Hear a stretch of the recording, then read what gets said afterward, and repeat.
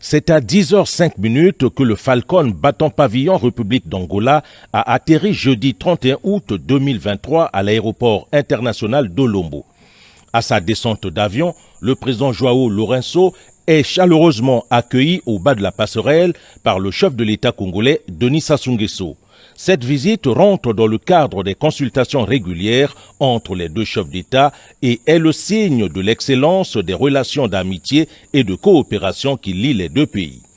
Après les salutations des corps constitués, les présidents Denis Sassou Nguesso et João Lourenço se sont installés au salon d'honneur du pavillon présidentiel pour leurs premiers entretiens au cours desquels ils ont échangé sur les derniers événements relatifs au changement anticonstitutionnel survenu au Gabon le 30 août 2023. Sur la question, les deux chefs d'État ont condamné sans équivoque la prise du pouvoir par la force et en appellent au respect de l'intégrité physique du président Ali Bongo Ondimba, celle de sa famille et de ses proches, ainsi que celle des hauts responsables des institutions de l'État. Denis Sassou Nguesso et João Lourenço ont exhorté tous les acteurs à privilégier la voie politique pour préserver la paix, l'unité et la sécurité du peuple gabonais.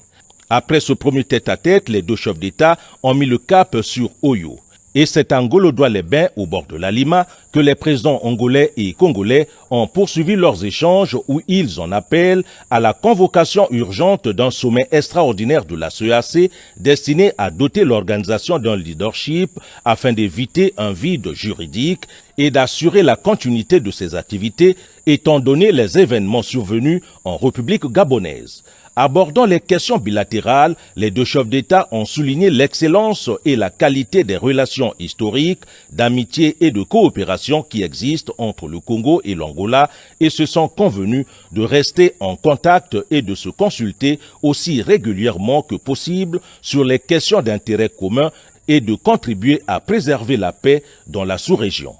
Après avoir participé à la 3e session extraordinaire des chefs d'État et de gouvernement du Conseil de paix et de sécurité de la CEAC, le président angolais João Lourenço a regagné Luanda la nuit tombée.